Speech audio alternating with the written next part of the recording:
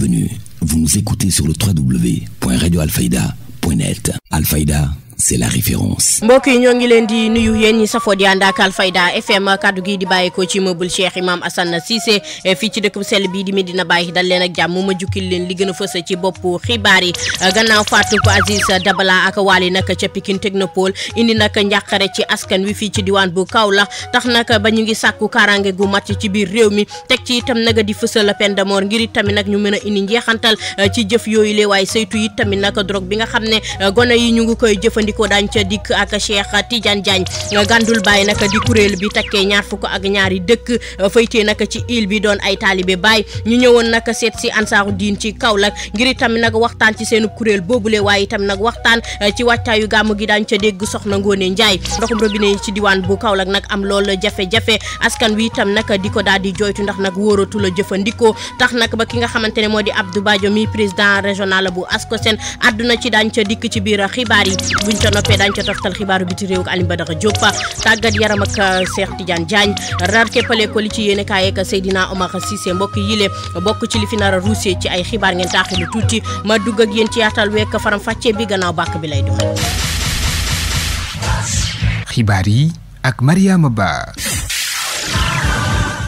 bàkk ba jib naa ba noppi Alfayda FM kaddu gi di bàyyikoo ci dëkk bu sell bii di Medina Baye juróom-ñeent fukk yu toftal la benn ngeen koy teewloo ci diwaan bu Kaolack nangaan Sénégal ak li ko wër tey nag di talaata ñaar fukki fan ak juróom-ñaar ci weerum août atum ñaari junne ak ñaar fukk ak ñeent njàppal lu ko du sekk kene meex la ñuy seen ci machine bi na ma ko junjee woon ca boobu ba noonu laay duggee ci yàttal week faram fàcce bi Sénégal nag wëy di yeewu bés bu set nag ak ay bakkan yuy rot bàyyikoo nag ci defu morom ba muy nag faat ay bakkan ak itam nag lu jëm ci jëfandikoo ay mbir yoo xam ne dafay tàqale gone yi ak seenub sago muy ay xeetu dorog tax nag ba askan wi nga xamante ñoo faytee fii ci diwaan bu Kaolack di sàkku nag kaaraange gu mot gannaaw faatub Aziz Dabala ak Wali foofule ca Pikine gis-gisu askan wa ca mbir moomule ak Cheikh Tidiane Diagne. ci centre ville bu diwaanu Kaolack kaddu gi benn la. da ngay dem sax ba ne yow xanaa nekkatoo Sénégal parce que Sénégal dafa am xew-xew bi fi xew boo xam ne ñun Sénégalais yi xamuñ woon loolu te léegi dañ koy bugg a miin muy rey nit Sénégalais mu sax xam rey nit ba tax na képp koo xam ne rek yaa ngi ci réew mi yaa ngi am tiitaange wala am tiitaange ci sa njaboot. faat bakkan yi nga xamante ne jamono ji nag ci réewum Sénégal seetlu nañu ne bëri na lool naqari na ñenn ñoo xamante ne dagee nañu ak ñoom fii ci capitalu Saloum diwaanu Kaolack ndax dañoo gis ne daal lu ëpp tuuru. loo xam ne lii musu fee xew bu fi xewee ñi nga xam ne ñoom ay mag lañ te yàgg ci dëkk bi ca musuñu koo gis buñ ko gisee foog ñu am ci tiitaange moo tax jar naa seetaat bu baax. ana lan mooy waral léeg-léeg ñuy nemmeeku jëf yu ni mel ñu bari ci ñi nga xamante ne nag àdduna ñu ci suñu micro dañoo jàpp ne drogue bi ak ni nga xamante ne noonu la ñuy jaayee waaye tamit di ko jëfandikoo ngandaay yi daal bokk na ci li ko waral Massigi Sall. milieu boo gis ñuy toppatoo xaalis boo ko vérifié ba mu baax rek ci jeunes yi en général drogue ma nga fa prostitution ma nga fa homosexualité ma nga fa ñett yooyu bokk na ci li gangréné suñu société lépp nag fa muy delluwaat rek mooy am xaalis bu yomb rek. ay doom yoo xamante ne dañu koy lokk muy yomb lool naka noonee sàngara soo xamante ne tamit njëg yi seeratul li nu mel tamit askan wi ñaawlu nañu ko bu baax a baax ñu jàpp nag ne li ñu war a def ngir saafara jafe-jafe yu ni mel bokk na ci ku faat bakkan ñu daal di lay faat. mais loolu demande sociale la réew mi yëpp loolu la ñuy laaj peine de mort mais il faut ñu delloo si dafa doon léegi une demande sociale ku rey ñu rey la. bi muy daaneel la beneen naataangoom bi daal di jël ñu dajeek moom ci rond-point Mbutu Sow góor gi ñu ngi ko fekk mu yor benn journal moom nag dafa jàpp ne indiwaat peine de mort loolee du solution bi. est-ce que peine de mort dina ko régler xam nga lu ñu war a delloo si defaraat jikko yi yaraat xale yi ci base bi loolu moo gën a am njëriñ bu fekkoon ne dañu delloowaat peine de mort te jikko yu yàqu na ba pare rey bi du dañ te kuy rey ñu rey la bu boobaa it day gën a métti rek. keneen ku ñu degee la ci mbedd dëkkub Mbossé kumba jigéen bile di góor gu xees gi nga xamante ne ñemewul sax addu ci suñu micro. mais mbokk yooyu nag yoon c'est pas tellement chaud quoi. waaye ca mujjantal ga moom li mu gis bokk na ci faaw ñu yokku li nga xamante ne moom moo di kaaraange gi. nañoo gën a fàggandiku daal nit ñi gën a am sécurité yokku kaaraange gi daal loolu daal nañu gën a ñaan quoi. faat bakkan ñu seetlu ne nag jamono ji bëri na lool fi nga xamante ne moom moo di ci réewum Sénégal bi ci mujj bokk ci faatub Aziz Dabala bi am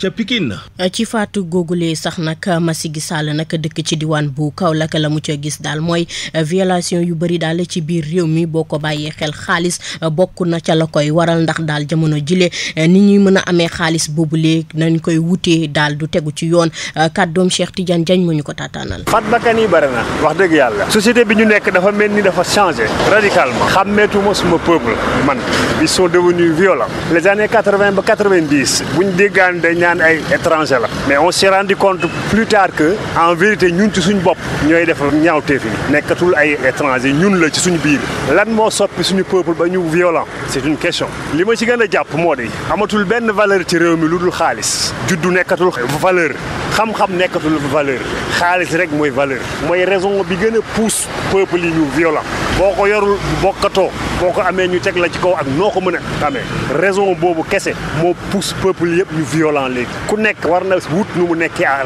l'abri parce que ki la gën a jege sax mën na la rey ndax xaalis moo ñu dal suñu peuple moo feebar loolu mooy raison bi njëkk ci violence loolu mooy suma gis-gis ma. lan lañ war a def ba jubbanti yooyu. jubbanti mooy jikko dellu ca la ñu nekkoon ca valeur ñu nekkoon que ne pour dund du xaalis rek xaalis outil la booy jëfandikoo mais du lu ñuy nattee nit ñi nattukaay bi léegi amatul beneen nattukaay bu dul xaalis ak jikko boobu mën a am toppatoo wuñ la te nit dafa bëgg ku koy yëg yëgatuñ kenn ci lennam lu dul xaalis bi mu yore foog ñu jógee ci jikko boobu solution boobu rek a fi am.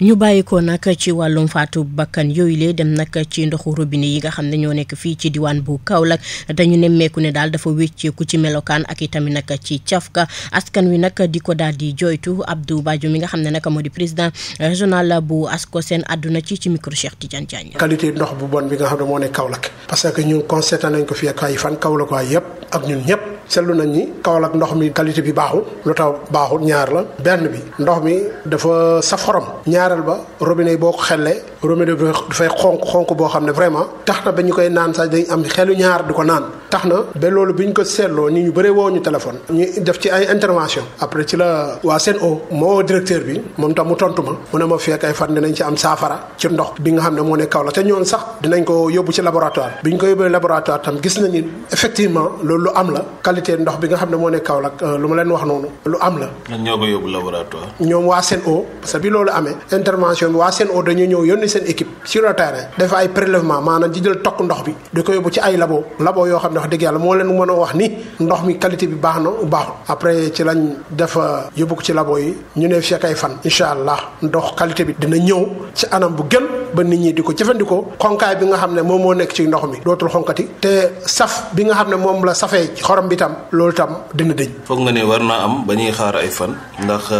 population bi nekk Kaolack yëpp def nañu jàngat li est-ce que waroon ko woon jubbanti laata ñoo àgg foofu. bien sûr loolu tax ñu alerter leen parce que ñun tam comme dañ fi nekk di alerter te ñoom tam dañ fi nekk di liggéey vraiment ñu ngi remercier DG Sen'Eau bi nekk fi Kaolack de passage parce que moom tam bi ñu ko sollicité wax dëgg yàlla seen directeur général bi vraiment yónni na fa daar équipe sur le terrain gis nañ wax dëgg yàlla problème boobu am na parce que Kaolack yëpp a ko sentir ñëpp a ko gisandoo gis qualité ndox bi nga xam ne moo ne ci forage yi xonk na ñaareel bi tam wax dëgg fi yàlla ndox bi tam dafa saf xorom trop parce que sinon rek mën naa andi ay ñaxtu te nit ñi sax commencé na di ñaxtu te loolu lañ bañ yaakaar naa ne comme ni ñu ko waxee rek ñu leen xaar fekk ay fan xool ndax qualité ndox mi dina changer ou pas. jafe-jafe ndox nag doon lu askan wi yàgg di jooytu ci diwaan bu Kaolack cherté bi moom foo ko natt rek weesu na ko bu ñu sukkandikoo ci wéyalu kàddu Abdou Badio Cheikh Tidiane Diagne moo ñu ko taataanal. du ay semaine bii presque ay weer la parce que ñaareel bi itam gis nga ni ma wax ni tam mais am na ay koñ yoo xam ne sax léeg-léeg pour ñu am ndox problème la ay xaaju guddi la ñuy rooti pour que ndox am loolu yëpp wax dëgg yàlla war nañoo weesu loolu tax ñu ngi lancé autorité bees yi pour que ñuy jël si nu mu gaaw jël si ay mesures non seulement ndox mi dafay yeex a ñëw mais ndox mi si boppam moo cher ci dëkk bi cheraay ndox mi dafa jéggi dayo da ngay gis ay factures yoo xam ne ñu doon lakk ay téeméer ñu lakk ay ñeenti téeméer ñu doon lakk ñeenti téeméer ñu ngi lakk ay junni ñu doon lakk ay junni presque ñu ngi bëgg a dee ci fay ndox bi factures yi cher na ndox bi qualité bi baaxul yaakaar naa ne loolu yëpp nu autorité bees yi war nañ ci mën a am saafara boo xam ne pour que loolu mu dañ ci dëkk bi waaw am na gox yi nga xam ne ñu ngi ci Kaolack Kaolack ñu ngi may woo pour que au moins ñu wax ci ñu ngi ci wax ak directeur bi nga xam ne moo fi nekk ak Sen'Eau ak nguur bu bees bi pour que ñu mën a taxaw saafara ndox bi nga xam ne moo nekk fii Kaolack parce que am na zone yoo xam ne ba léegi amuñu ndox yaakaar naa loolu waxuñu ñoo toog ba heure bii wax dëgg yàlla ba ñu naan ay Kaolack am na zone yi am nañ ndox am na ñii amuñu ndox yaakaar naa war nañu mën a taxaw ci jafe-jafe askan yi nga xam ne moo nekk fii Kaolack. bi ñu ko soppee def ko Sen'Eau ci jamonoy SDE est-ce que lii doon na am. si da doon na am mais saa bu ñu intervenir rek automatiquement rek dañ ci am saafara te lii tam yaakaar naa comme ñu ngi ci intervenir ñu ngi ñaan autorité bees yi pour que au moins ñu taxaw ci lii nu mu gën a gaawee. est-ce que consommateurs yi fi mu ne war nañoo continuer di consommer ndox mi ñuy gis. non ndox bi moom qualité bi moom wax dëgg yàlla ñëpp a ko ragal parce que mën na jur ay feebar yoo xam ne ay biir yi daw ak yeneen feebar yoo xam ne wax dëgg yàlla kenn xamul lan la moo tax nag ñu alerter pour que au moins Sen'Eau mu teel a ñëw saafara lii te incha allah ñu ne fii ak ay fan jox nañ digal ñu ne fii ak ay fan loolu dina dëñ ci dëkk bi. bu dëñ en tout cas ñun daal pour le moment daal bàyyi ñu topp leen rek ba ñu saafara li nga xam ne moo ne ci ndox mi après nag dinañ xool lan lañ mën a def pour que au moins que pour ñu waxaat ñoom pour que ñu qualité ndox bi mën a baax mais loolu yegseeguñu ci d'abord. bàyyi ko ci diwaan bu Kaolack teeri ji ca Saint-Louis nag ñi nga xamante ne bii ñoo di nappkat yi dañoo daal di génn nag di naqarlu nekkinu nag entreprise u gaz ya ndax daal nee nañu dañoo waxtaanoon ak ñoom ba teg ko daal ci kaddu waaye gis nañu di daal kaddu gi nga xam ne moom nañu waxtaanoo ñi nga xamante ne bii ñoo di entreprise yooyu lay jëfee wuñu ko diwaan bu Ndar Géej Bara Diop la ñu fay fekk ji. ci lim gu takku la ñu daal di génn ñoom nappkat yi nekk ci Langue de Barbarie seen digganteeg waa BP ak waa Cosmos muy entreprise bi nga xamante ne ñoom ñooy tàmbali di exploiter gaz bi tax na nappkat yi nekk foofule daal di xamle ne la ñu diglante woon ak entreprise yooyu la depuis ci ndortal la ba nëgën yi amul lenn lu ñu ci def.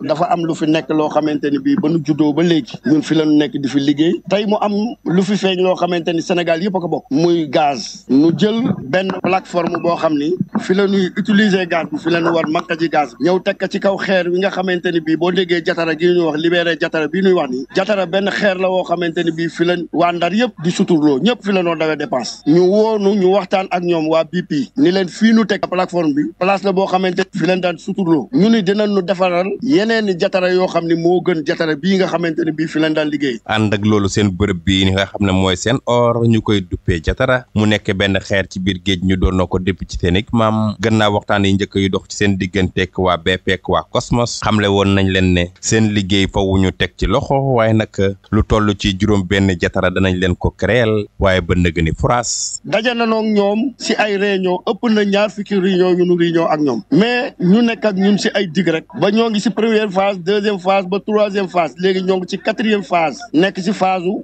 exploiter gaz bi léegi nag jël nañu fi ñu daan liggéey mais gis nañ ni ñoom li ñuy def nii ay naxe la dañu fas yéene utiliser gaz bi ba mu jeex takk wàccu nu ñun ci ndóol. njëkk nañoo yëngal ngir état bu Sénégal dégg leen mën leen a atteeg seen digganteeg BP Cosmos tax nañu daal di koy làbbali waaye bu saafara amut daañu jël weneen yoon. gaz bii nag ñu nga xam ne ñoo ngi koy exploiter fii dañ ni Sénégal ak Mauritanie ñoo ko bokk 50-50 lañu wax ñoo bokk bànneex bi waaye naqar gi Ndar rek ak jariñoo nit boo bokkee place bu fekkente ni dafa am lu fa feeñ nga bokk ko ak sa nawle da ngeen di bokk métit bi bokk bànneex bi mais ñoom dañu bokk bànneex bi bàyyi no ak naqari loolu nag moom la ñuy bañ nan nu woo ñu toog ñu waxtaan Sénégal waxtaan ak Mauritanie ñu seet naka la ñu li xew fii ñu saafara képp koo xam ni yaa ngi fii si Ndar kër yi nga xam ne Langue de Barbarie la nekk yëpp jatara moo leen tabax képp koo xam ni cosaanu mool nga am étage jatara moo ko fi def donc bu fekkee tey BP dafa ñëw lan la jël jatara notre gagne-pain jatara notre source de vie jatara notre carte gab moom la BP ñëw jël ko jaay ñu doole. ñoom nappkat yi nekk ci Langue de Barbarie daal di xamle ne seen plainte mi ngi ci seen poste bind nañu ko ba noppi bu ci saafara amul daañu ko déposé ànd ak loolu ñu leen di waxal nekk ca lël ya moo xam gouvernance ak préfecture ak yu ñu demee ñoom nappkat yi génn di wax xamle ne waxuñu ci seeni tur ci lim gu takku la ñu daal di génn jàkkaarloo ko bërëbu entreprise yi war a exploiter gaz bi tax na nag kenn ku nekk yéeg ci sa gaal rango morceau yu xonq di def ay démonstration di wane seen ñëpp xol. Saint-Louis Alfayda FM Bara Diop. yéen a ngi déglu xibaar yi ci Alfayda FM 90.1. juróom-ñeent fukk yu toftal benn ci diwaan bu Kaolack nangaan xarale yees yi tax ngeen koy teewloo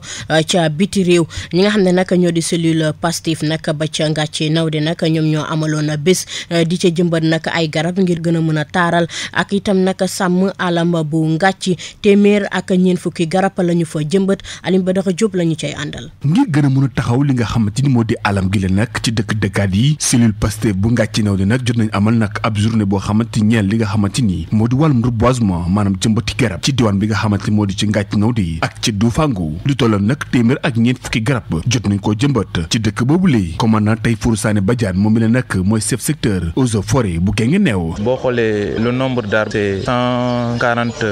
plants la ñu indaale c'est des hautes tiges dañoo indaale Mélina arborea ñi indaale Terminalia mantali ñi indaale aussi Peltophorum ferruginum ñi indaale Cordia sebestena ak flamboyant moom la ñu indaale ce sont les espèces là yooyu la ñu indaale fii pour le reboisement bu tey. Boucar Ndour doon coordinateur cellule Pastef bu Ngathie Nawde nag dellusiwaat na ci activité yoo xamante nag cellule bu Pastef door nañu ko ci diwaan bu Ngathie Nawde. waaw fii cellule Ngathie donc depuis ba vacances yi tàmbalee lañ waxoon ne dañuy initier ay activités yooyu bokk na ci reboisement bi nga xam ne moom la ñuy def tey en plus de ça defar nañ li nga xam ne moom mooy tournoi boo xam ne tamit tey la war a tàmbali ak cours de vacances yi nga xam ne tamit tàmbalee nañ ko depuis le lundi passé muy altine ba le wees donc ñetti activités yooyu la ñu wax ne ñun cellule Ngathie danañ ci nekk durant vacances yi de telle sorte que ñu mën a am parce que souvent li ñu manqué fii mooy ay enseignants ñoo ci ëpp ak ay étudiants donc période de vacances bi kese lañ am pour mën a def ay activités moo taxoon na ñu ne woon ci vacances yi ñu profité ci ñetti activités yooyu daal au moins ñu honoré ko pour mën a def au moins ay activités yoo xam dina animé parce que souvent dañuy xaw a manqué animation surtout ci année scolaire donc vacances yi souvent la ñu am occasion pour mën a def loolu. Bassirou Dieng moom mi ne nag mooy coordinateur adjoint addu ci li nga xam ne moo di njëriñ bi nga xamante ni garab yi war nañ ko am wan tamit wàllum toppatoo bi. en fait xam nga garab dafa am solo trop mais da nga gis ne dëkk bu nga xam ne dafay tàng trop pourquoi man jàpp naa ne manque garab la parce que dëkk bi c'est pas tellement par exemple verdoyant amul ay espace yoo xam ne nit ñi dañ fa mën di féexloo yooyu te dafa baax trop et reboisement bi ñu fas yéene def ñun dañ ne woon on va faire ce qu'on appelle une concession un arbre maanaam kër gu nekk am benn garab te garab bu nekk ñun ndayale ko wala bàyyile ko dañuy xool kenn si kër gi nga xam si ni yaakaar nañ ne kii dina mën a toppatoo garab yi ñu jox ko garab ne ko garab yi yow lañ ko ndayale wala yow lañ ko bàyyile nga xam ne moo koy far di toppatoo quoi. bu weesoo nag li nga xamante moo di journée reboisement bi ni mel door nañ fa nag lii di activités yu bari lu ci mel ni ay cours de vacances ngir kat mën a jàppale ndaw ñi ci seen wàllum jàng ak jàngale yi wante tamit li nga xam moo di tournoi de foot ngir kat boole ndaw ñi li ci noonu nag cellule Pastef bi li jot na àddu ci yéen ci ay jafe-jafe yoo xamante nag diwaan bu Ngathie Nawde mu ngi koy jànkonteel bokk na ci wàllum jumtukaay ñu jàppale jamono toll moom takkate mën na lool foofu ci diwaan bu Ngathie Nawde yi. ca Ngathie la ñuy desandi Bokar Ndour nag moom moo nekk coordonnateur cellule Pastef ba ca Ngathie dikkaat na nag ci jafe-jafe yi nga xamante ne bii diwaan bu Ngathie am na ko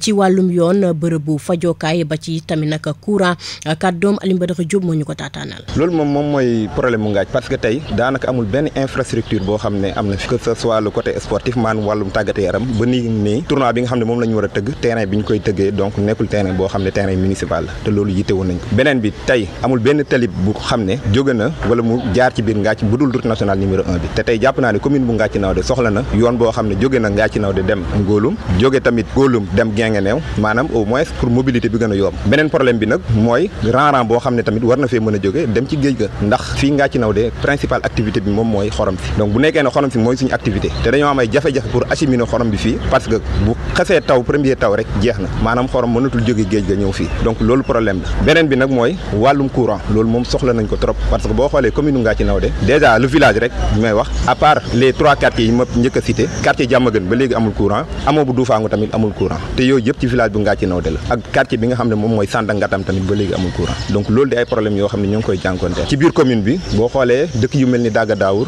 Mbafay ay Kër Mor Samb ay Ngathie Pël ba léegi amuñ courant te loolu tamit yaakaar naa ne autorités yi war nañ cee dimbale léegi programme état bi tamit yittewoo nañ boo xoolee tey programme yi nga xam ne moom la état bi def que ça soit ay programme yi nga xam ne moom mooy jëm ci wàllum infrastructure ak yooyu ba léegi jotuñ ci donc yooyu tamit yittewoon nañ ko boo xoolee fi mu nekk nii amul benn programme boo xam ne jóge na au niveau national ñu implanté ko au niveau de Ngathie donc pharmacie ba léegi amul Ngathie boo soxlaa ay médicaments poste de santé bi li fi nekk matul beneen bi garage amuñ ko boo fi naree quitter Kaolack di dem Ngathie donc da ngay obligé jël oto Mbirkilaan te paasu Mbirkilaan ngay paas loolu tamit ci ay jafe-jafe yoo xam ne wax dëgg fa yàlla ñoo ngi koy dànkootal fii ci Ngathie Nawde bàyyeekoo nag ca diwaan bu Ngathie teeri ji nag ca diwaan bu Kolda jëwriñ ji nga xam ne moom nañu dénk nag wàllum hydraulique ak assainissement nag amoon fa ndaje ngir waxtaan nag ci jafe-jafe yi nga xamante ne bii Kolda am nañu ko ci wàllum ndox waaye itam nag seet nañ cay indi saafara diwaan bu Kolda Ousmane Diak la ñu fay fekk ji. ab ndaje atelier régional si wàllu hydraulique ak assainissement la ñu amalan talaata bi ci njiitalu gouverneur Kolda Saer Ndaw pour saytu lépp lu jëm ci wàllu wàllub ndox mi maanaam hydraulique ak assainissement pour xam lan moo ci jafe-jafe yi nga xamante ne que région baa ngi koy jànkonteel te ñu mun si indi tamit ay solution Saer Ndao gouverneur bu Kolda. ndaje mi li ko waral mooy dañ doon waxtaan parce que dañu toog ba mu yàgg ministère de l'hydraulique et de l'assainissement xamal ñu ne jafe-jafe ndox ak assainissement dafa bari ci réew mi ñu ne nag nañ toog càmbar ko ñoom ñu ni danañ indi solution dañ ko faj. gannaaw problème yu ñu fa waxtaanee ci ndaje boobu noonu am na tamit ay saafara yu ñu jot wax ci ñu fa jotoon teewee. loolu nag biñ ko defee tey gis nañ ni jafe-jafe yu bari yu am fii ci Kolda xam nañu ko te bind nañu ko te benn bu ci nekk indi nañ lu koy faj saafara bi teg nañ ko ci yoon kon ñu xam ne jafe-jafe jot ci ndox mi am na waaye boo jotee ci ndox mi est-ce que ndox moomu nga jot ndox mu baax muy beneen mbir jot ci ndox mi mu doon ndox mu baax loolu moo jar a wax mais dañ naan bu ndox jafee li fi amaku néew ci ndox nañ ko sàmm nañ ko yaxanal. ñàkkum personnel bi tamit waxtaanee nañ ko foofu noonu ci boobu atelier. dañu nekk ci gox yoo xam ne dafa metti pour nga jóg dem beneen dëkk dafay jafe loolu dafa laaj ñi nga xam ne ñoo fi toogal services yooyu am ay jumtuwaay yu baax jumtuwaay yu mucc ay moyens yu doy ba pare ñu bañ a doon benn nit rek waaye ñu yokk nit ñi maa xam ne dana doon ab lim boo xam ne kat bu ñu tënkoo ci gox bi war nañu mën a jël soxla yi waa gox bi taxaw ci bu baax kon loolu bind nañ ko wax ne nañ ñu dimbali ci boor boobu jàppale ñu ba ñu yokk nit ñi nga xam ne ñooy liggéey ci mbir mi waaye yokk li nga xam ne mooy jumtuwaay yi ñuy soxla pour mën a liggéey. gouverneur Saer Ndao daal dina ñëw ci li nga xamante ne que mooy comportement sénégalais jamono bi nga xamante ne que nguur gi a ngi def ay effort pour ñu mën a am lii di ndox mu sell. waaye dafa am loo xam ne nag il faut ñu waxtaane ko mooy maanaam ñun suñu nekkin ci biir askan ñun li nga xam ne moom la ñuy indi pour mën a defar askan wi mooy am na ñoo xam ne seen taxawaay dafa rafetul ndax fekk réseau boo xam ne kii ndox mu taw a tax ñu defar nga bënn ko di fa sotti yow sa fosse septique muy génnee si ko di fa dugg loolu bokkul ci worma waaye bokkul aussi ci li ñuy wax citoyenneté te loolu nag maatee googu li koy mën a dindi mooy nit ñi di waxante dëgg waaye nit ñi di xam naka la ñu téye réew mi waaye nit ñi gis fu koy defi te tegul ci yoon mu mën koo tudd joxoñ ko ba ñun ñu jël ay matuwaay. ñu am yaakaar ni dina am ay solution yu am maana ci wàllub assainissement ak hydraulique bu ñu nar a indil région bu Kolda bi nga xamante ne que soxla na ko bu baax.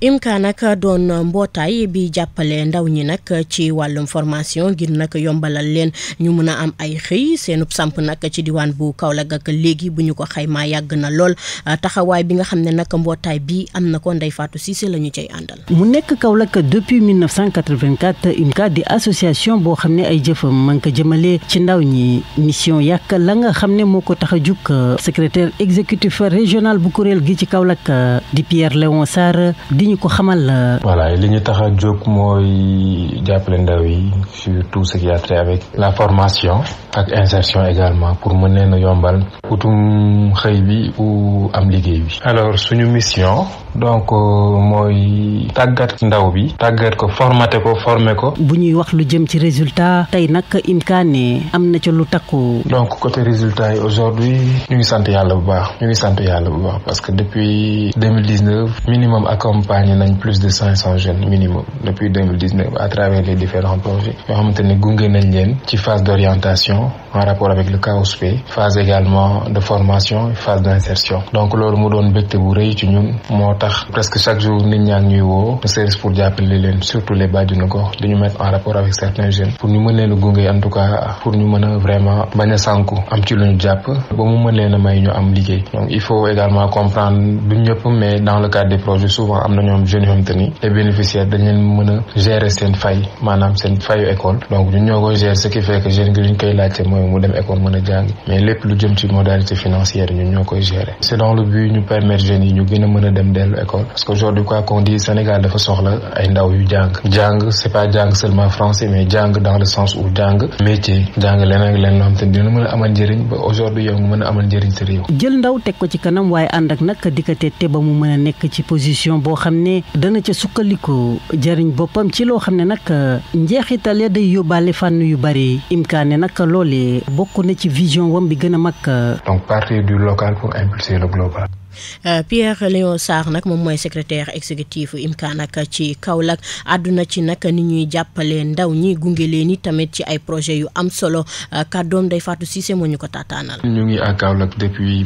1984 et depuis lors nag jot nañ fee dérouler projet yu bëri donc projet yooyu bokk na ci projet boo xamante ni c'était pour aider les jeunes un projet d'insertion professionnelle également de formation beneen projet boo xamante ni c'était sur la justice juvénile maanaam xool nu ñuy gunge xale yi nga xamante ni dañ leen di fàtte dañ leen di xokkatal xale yi nga xamante ne également dañu am jafe-jafe ak yoon dañu am jafe-jafe ak seen waajur jafe-jafe ak fa ñu dëkk donc c'est un projet boo xamante ne day ñëw jël en compte ñooñu ñëpp am na beneen projet boo xamante ne également c'était sur l'entrepreneuriat maanaam aujourd'hui xale yi nga xamante ne jotoon nañ leen tàggat jotoon nañ leen former wala xale yi nga xamante ne dañoo nekk ci université di jàng noonu lañ leen di gunge ba ñoom mën a nekk ci stade d'incubation ou bien nañ leen di gunge ba ñu mën a am somme boo xamante ne dina leen mën a permettre ñu démarrer seen mini entreprise ba mën cee gis seen bopp donc ci projet yooyu également àndoon nañ ci ak partenaires yu bëri partenaires yi au niveau de Kaolack mën nañ citer AEMO mën nañ citer tribunal grande instance de Kaolack mën nañ citer centre polyvalent de Kaolack également CPK mu ngi nekkee côté Sing Sing mën nañ citer ISPS Midi Coiffé ñooñu ñëpp mën nañ citer SOS mën nañ citer Enabel donc bëri woon nañ association également des jeunes de Sara les relais communautaires bàjjenu gox yi ñooñu ñëpp CDEPS CCA doon na ñoo xam te ni daal ñu ngi liggéey depuis lors en tout cas ñu ngi liggéey ne serait-ce pour jeune bi mën see gis boppam comme daanaka presque ñu ñoo xaw a bokk gis-gis ci li ñu nekk di def au bénéfice du jeune. yéen a ngi déglu xibaar yi ci Alfayda FM 90.1. dugg nañ ca ñaareelu xaaju xibaar yi ñu koy teewloo fépp ci diwaan bu Sine Saalum Bawol ba jàpp wala Gandul Baay nag di kuréel bu takkee taalibe Baay yi faytee nag ci île bi ñuy faral nag di boole seeni ay doole bokk ci lépp loo xam ne dafay suqali fayda bi waaye itam nag ñu ñëwoon fii ci diwaan bu Medina Baay julli si aljuma waaye waxtaan it tamit nag ansaaru diin bu Kaolack seen teewaay soxna Ngoone Njaay la ñu cay àndal. mi ngi ëmb ñaar fukki dëkk ak ñaar yu nekkee ci île bi lii di Gandul Baay nag ab kuréel la bu takkee ay taalibe Baay yu bokk bëgg-bëgg pas-pas di xàccandoor di dóorandoo moom mii di Badara Joom nekk maire bu Jirda kenn la ca ñoom. mu doon loo xamante ne aussi rafetlu nañ ko parce que lépp loo xamante ne pays bi xewle nañ ko bu yàgg ba dañ doon jóg rek dëkk bu nekk indi mais léegi ñun ñëpp a joxante loxo lu xew rek ñun ñëpp ay cotiser bokk ñëw indi te loolu aussi bokk na si li nga xamante ne loolu la ñu bàññas ñaanaloon ñu ànd doon benn jàppalante pour développement dëkk yi donc loolu yëpp aussi ñu ngi koy dund lépp lu pays bi xewle rek ñu ñëw participer. gannaaw nag ba ñu amee ndigalu seenug sëriñ di Cheikh Aboubacar ibn Maulana Cheikh al Islam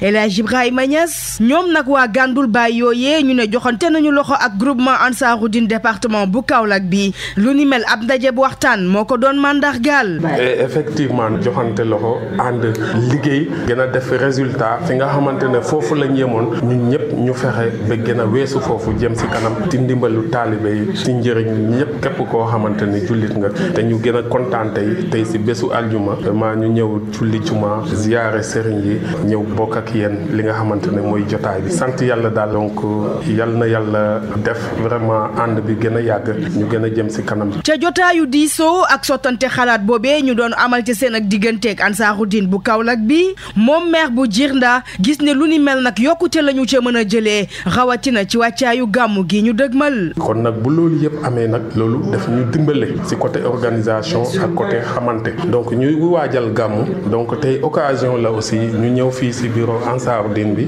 waxtaan ak ñoom vraiment weccante xalaat si ñun nu ñuy doxalee ñoom nu ñuy doxalee fii ñu joxante loxo gën a expliquer li nga xamante ne noonu lañ bëggee ba nga xamante ne pèlerin yi jóge si île bi vraiment dinañ leen gën a jox bopp dinañ leen gën a saytu leen gën a encadrer. gannaaw ba ñu leen tatagalee dalal leen ca kanamu président bii di Serigne Alioune Cissé Niang ñoom waa Gandul Baay ñu ne nag ci gàmmu ren gile ñu ne bëgg nañoo yokk nag seenuk taxawaay jëmee kon ci wàllu ñëw gi ba ci wàllum participation gi ci pàttali nag ci diggante ñaari at yi nga xamee ne romb nañu ko ñoom kuréel googee di Gandul Baay dugal nañu seenuk loxo ci ay mbir yu aju ci pays bi ci lu ëpp 20 millions. Badara Diom nag moom mooy maire bu Jirda bokk itam nag ci kuréelu Gandul Baay boobule dikkoon na nag ci li nga xamante ne bii moo tax ñoom ñu daal di booloo ba taxawal nag seenu kuréel boobule kàddoom ci waxukaay soxna Ngoone Njaay. tey aussi ma bokk si benn association boo xamante ne dafa tudd Gandul Baay Niass association boobu aussi nekk association boo xamante ne suñu kilifa suñu sëriñ Cheikh Aboubacar Ibrahima Niass muy Baye Mbaye MC moo ko créé si île bi ndax bëri na ay tànk si île yi gis na détermination taalibe yi mu xelal ñu ne ñun nañ bokk créer Ansaarud-Din boo xamante ne branche lay doon mais aussi si île bi waa île bi ñoo koy féetoo donc loolu aussi doon lu ñu rafetlu parce que daf ñu boole boobu amul woon xamante bi desoon na mais léegi xamante bi dafa gën a yaatu boobu amul woon ku nekk da nga doon defal sa bopp da nga doon gàmmul sa bopp defal say activité boo dem Medina Baye aussi mun nga dem mais sa organisation boobu ngay yor mais Gandoul Baye Niass bu mu créé ñëpp a booloo doon benn bu ñuy waajal gàmmu dinañ waxtaan si groupe WhatsApp yi ba xam ni ñuy déparé ban heure la ñuy déparé nan la ñuy egsee nan la ñuy defaree convoi bi est-ce que dañuy ut ay docteurs yoo xam ne dañuy accompagner pèlerins yi ku feebar ñu mun la faj si yoon bi ba ñuy egsi sécurité bi aussi ñu xool ba xale yi nga xamante ne ñooy dawal gaal yi ñu mun a teey mun a yem ba gaal yi bañ a mbëkkante sécurité bi aussi si côté gilet yi loolu yëpp dañ siy taxaw te loolu yëpp boobu amul woon doxewul woon noonu kon nag bu loolu yëpp amee nag loolu daf ñu dimbale ci côté organisation ak côté xamante parce que CRD bi bu ñu koy def fii ci Kaolack ñun ñi siy bokk dañuy yaatu ndax adduna bi yëpp ñoo si bokk mais ñi siy teew dina bëri ñi nga xamante ne ay yiite la ñuy am mais duñ teewee CRD bi kon ñoom bu ñu xamee jafe-jafe yi nga xamante nit ñi moom la ñuy dund bu ñu teewee CRD bi même bu ñeneen ñi ñëwul dinañ gën a porter li nga xamante ne mooy baatu ñeneen ñi ba nga xamante ne état bi dina gën a sóoraale loolu aussi du bokk ak ñun li nga xamante ne ñu ngi koy dox suñu côté fu ñu ko boolee rek lépp dina rafet te lépp dina mot ñu rafetlu vraiment waxtaan bi kontaan si. Serigne Alioune Cissé Niang nag moom mooy président Ansaarud-Din dalal na nag kuréelu Gandoul Baye boobule ñu amal nag waxtaan wu yaatu kàddoom soxna Ngoné Ndiaye moo ñu ko tataana. tey ñi amoon fi ay gan mbokk yi jógee Gandoul Baye ñëwoon ziare suñu ci seen ndigali Serigne suñu kilifa suñu nijaay Cheikh Aboubacar Moussanna Cheikh Ibrahima Niass moo leen yebaloon ne nañ ñëw seet si Medina ziare si waale ñëw seet si ñu fii ci siège jamitu Ansaarud-Din bu groupement de Kaolack ñu dalal leen déglu leen def ay échange yu bëri ci mbiru Baye ci mbiru jamitu Ansaarud-Din ci mbiru pays bi ci mbiru gàmmu yu bëri daal ci li taalibe di soxla ci pays sëriñam ñu def ci ay échange waxtaan sottante ci ay xalaat yiñ soxla ñun te mu nekk ci seeni milliers ñoom ñu laaj leen ci ñun ay xalaat ñoom tamit question yi ñu am xam ne taalibe war na ko xam ci pays sëriñam surtout membre bu bokk ci association lan mooy ay wareefam lan mooy ay droit am ñu def échange yu yaatu waxtaan loolu lañ fi doon def tey xëy na présentation yi dina indi tur yi ñan lañ responsabilité yi ñan lañ mais kilifa gi nga xam ne moo undu loolu yëpp muy Aboubacar Moussanna bu Cheikh Ibrahima Niass nga xam ne moo waral lii yëpp jiital naa ci sama wax nuyu ko sargal ko gërëm ko ñaanal ko tey seede ne dëgg-dëgg mu ngi ci yoon wi nga xam ne moom la Baye digle woon ne mbooloo mi nañ ànd nañ lëkkaloo nañ ànd liggéey ci yoon yàlla bi nga xam ne ndimbalante liggéeyal diine liggéeyal xam-xam liggéeyal askan wi loolu moo sos mbir yi loolu daal gis nañ ne wax dëgg yàlla kuy seede te yàlla tax rek mën ngaa wax ne Baye Mbaye mu ngi ci yoon woowu bi ma gisee ñi daal ak témoignage yi ñu def ci moom te ne loolu la leen digal pour suñ ñëwee ñu wax kook ñun question yooyu la leen wax bu ñëwee nañ ñu ko laaj ma ne Baye Mbaye daal mën nañ ko tuddee ambassadeur bu Ansaarud-Din groupement de Kaolack parce que dëgg ba dëgg nag mooy Baye Mbaye membre groupement Ansaarud-Din département de Kaolack la carte membre am fii la ko amee daayiram fii la affilié ci ñun kon su yaatal liggéey ba mu génn région de Kaolack dañu jàpp ne liggéey groupement de Kaolack lay yaatal kon ñu ngi koy gërëm di ko ñaanal yàlla. xabaar yi bitim réew.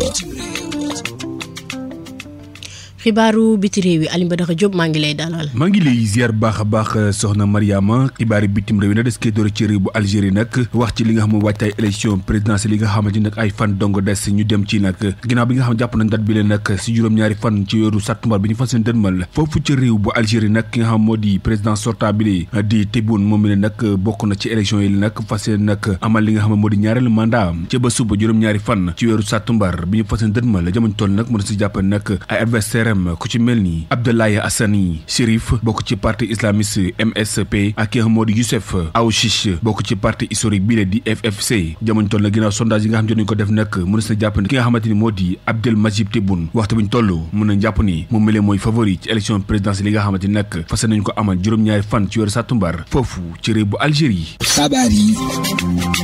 bitim réew.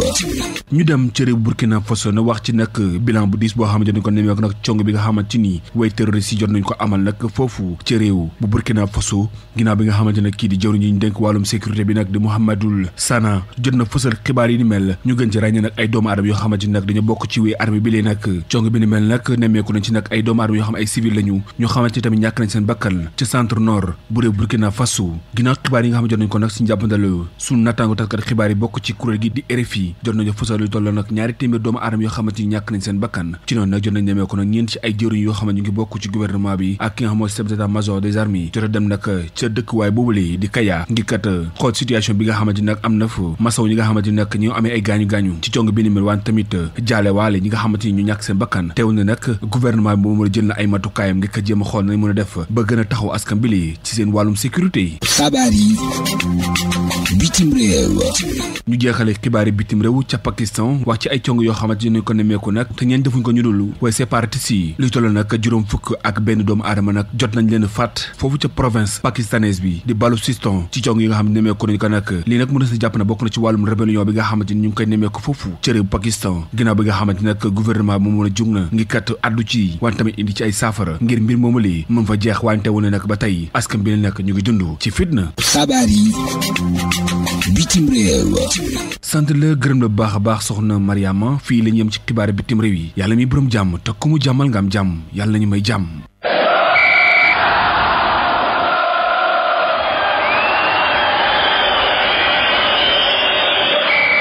xabaaru tàggat yaram.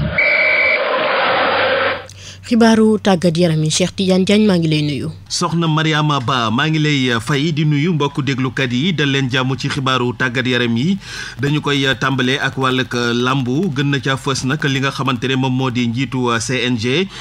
di Bira Sène moom nag dafa war a jeexal mandaawam fanweeri fan ci weeru ko septembre bii di ñëw ci kàttanu borom bi CNG boobee nga xamante ne nag mu ngi ko jiite woon ci atum 2020 ba jamono ji di 2024 mu nekk ñaari mandat yoo xamante ne mu ngi ci boppu kuréel googee waaye nag liñ ci mën a jàpp moom moo di ne mandat yi bëri na lool li nga xamante ne moom moo di ay xiini mini maanaam ay critique bàyyeekoo ci ñi nga xamante ne sax ñoom ñoo di mbër yi ñi ñuy dippee VIP ba ki sax ay promoteur CNG nag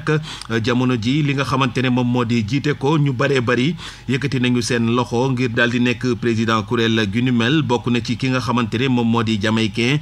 jiite Jam Production bi nga xamante ne moom moo fi organisé woon lamb ji doxoon ci diggante rëg-rëg ak ki nga xamante ne moom moo di Bombardier moom nag nee na xam na lépp loo xamante ne dafa war a doxal CNG rek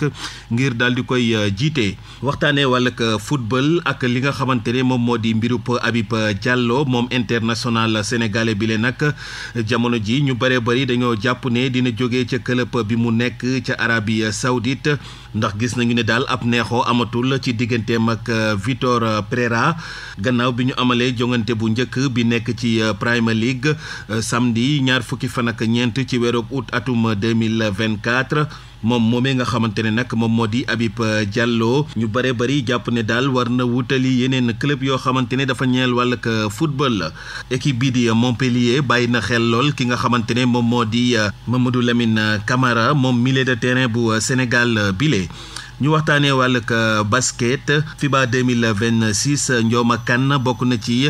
juróomi jongantekat yi nga xamante ne moom la ñu gën a ràññee ci tournoi bi nga xamante ne mooy am foofe ca Kigali.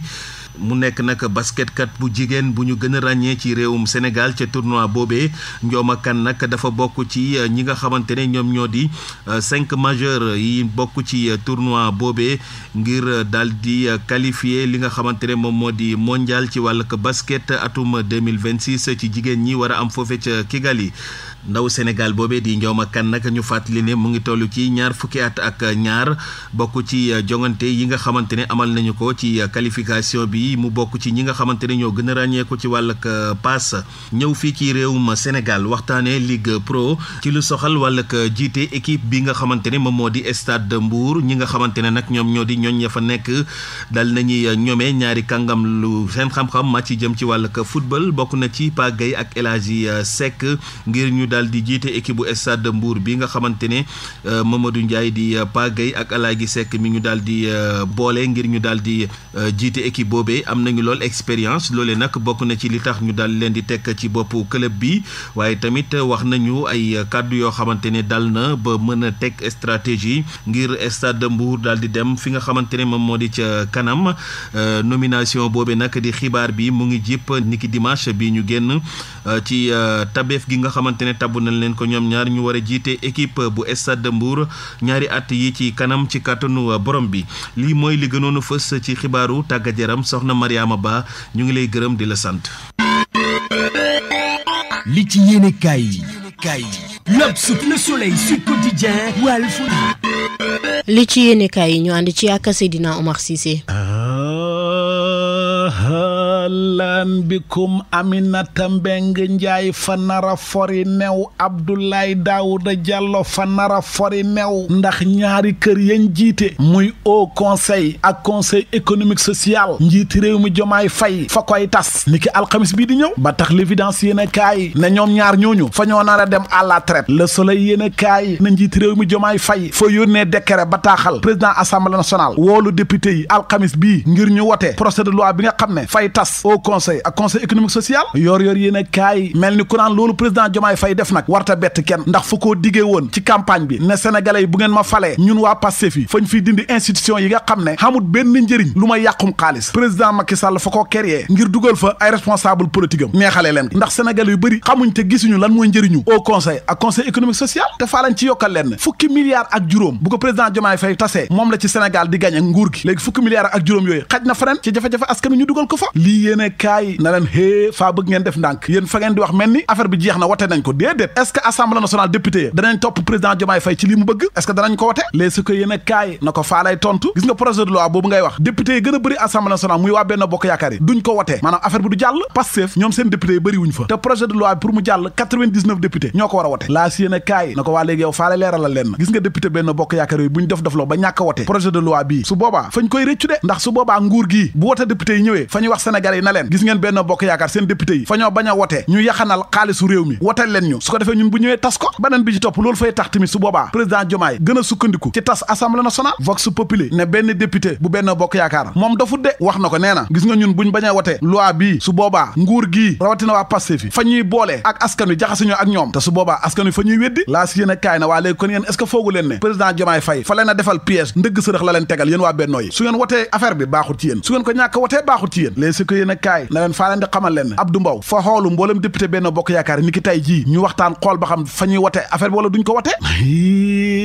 leer laneen lu leer ba yegg ca nañ ñi ja mooy ne wote député yi léegi tey ñu amal ko fañ koy anticiper ay alliance parti politique yi joxante loxo loolu moo nar a xam wala fa jër yéen a kaay moo ñu ko xamal enquête yéen a kaay na ko faa la ci yokkal sax ne Sonko ma ngay càmbar coalition bu yaatu bu ñu war a def ñoom waa Pastef yi ci wote député yi naka noonu Khalifa Sall moom it ma ngay xalaat delluwaat PS ba pare ñu amal alliance ak yeneen parti APR daal ñoom faa seetlu ne wote député yi narta neex ci ñoom fañ cee nar a jël ndaare boo mooy tudde léegi APR gaa yi ngay démissionné seen ponkal yu bëri kenn déggatul fi mu toll ni ñu wax la mu ñu wax moom vox populi mooy diggante nguur gi ak kujje gi sagarang fay xeeñ de fi mu toll ni mayente wuñ dara président Diomaye fa bëgg a tas au conseil ak conseil économique Abdou Mbow moom fa taxaw ngir combat xeexu député bi ñuy wax Moussa Diakhaté mooy fexe ba assemblée nationale ñu amal fa enquête parlementaire ngir ñu leeral coow la am ca ONAS turbine yéen a kaay na coowal ONAS li kay diggante Cheikh Dieng ak Cheikh Tidiane Dièye jëwriñ ji tooxi doona ya am ca kër ga tuumalante ya yëf yee nag fa mujj teere ji sa assemblée nationale ngir ñu leeral ko kii leeral gis-gisam mooy Moustapha Sarré moom daal fa wax ne moom fa jaaxle ci àllintin daal fa koo bett rawatina kàddu yi ñu wax bërki Dembo Njaay naan Ousmane Sonko mooy doxal réew meeg fa muur Jomaay ak yi ni mel Moustapha Sarré nee naa yow koo xam ne bërki Dembo Njaay yaa fi doon wax naan ñun mosu ñoo am premier ministre boo xam ne dafa daan doxal rôlam normalement premier ministre yi fañ doon topp président rek xamuñ benn sañ-sañ léegi ñu am premier ministre boo xam ne xam na xalaat xam na sañ-sañ nga di ko ñaawlu 24 heures yéen a kaay ne diggante Sonko sax ak président Diomaye Faye lii warta bett kenn leer laneen lu leer ba yegg ca nañ ja mooy ne askanu diiwaanu Sédhiou fa ñoo xam lu leen naqari ndax président Macky Sall fa faa demoon ca seen diiwaan ba defal leen conseil des ministres décentralisé ca atum 2015 ak atum 2023 waaye la leen président Macky Sall digoon gisuñ ca dara projet ya ba léegi tàmbaleegut ya jot a tàmbali ba léegi pareegut ak ay milliards yu bëri yu ñu wax ne génne nañ ko ci Sud Quotidien askanu diiwaanu Sédhiou fi mu toll ni fa ñuy sàkku ci président Diomaye Faye ñu gaaw wàllu leen andi leeral ca xaalis boobu ak seen projet ya faxe tamit seen diiwaan ba ngir yàlla ñu saafara seeni jafe-jafe ñeneen ñu nekk ci ay jafe-jafe mooy waa ASER militaires yi agence bi yor wàllu sécurité yoon yeeg yi ni mel ñaari weer a ngi nii fayuñ leen seen salaire ya direct news yéen a kaay moo ñu ko xamal source ay yéen a kaay ne waa laas ya tamit ña ngay daw ci bor bu leen état bi yoral Eiffage moom fa dakkal chantier ya junne ak ñetti téeméer ci ay xëy emploi seeni borom ñàkk nañ ko fa bés bi yéen a kaay moom fa ñoo xamal ne kër ak roppalaanu Sénégal gi Air Sénégal seen jafe-jafe ya fa gën a takkarnaase xam nga roppalaan bi doon jógee fii Dakar daan dem New York fi mu toll ni fañ koo dakkal léegi yokkaat nañ ci seen roppalaan yi doon bàyyee ko Dakar doon dem ay Cameroun ak Afrique centrale googu ñoom it dakkal nañ ko ña jotoon a dagg seen billet yëpp fañ leen delloo seen xaalis ndax xaalis moo tax ñu rey Aziz Dabala fecckat ak Waali wala boog fiiraange moo tax ñu rey ko ak lu mu ci mënti doon jàpp nañ juróom benn doomu aadama yoo xam ne fa ñoo njort na ñoo ko rey ba tey ci talaata ji fañ leen di defeere ñu jàkkaarloo ak procureur ba libération moo ñu ko xamal lañ leen di toppee nag mooy mbooloo mu dajaloo di def ñaawteef rey nit ci xanam gu ñaaw sàcc ak jàppale ku rey nit complice am na nag ku ñuy wax Fallou Diop moom it njort nañ ne ci ñi rey la bokk moom fa daw takk der yaa ngi koy wër fi mu toll nii le peuple yéen a kaay ne Nabou Leye nag nga xam ne Aziz Dabala fa koo jàppe woon comme doomam jàppe comme xaritu benn bakkanam moom it fañ koo jàpp ne njort nañ ne ci yëf yi la bokk moo jaay Aziz moom Nabou Leye moom nag tey lay jàkkaarloog procureur ba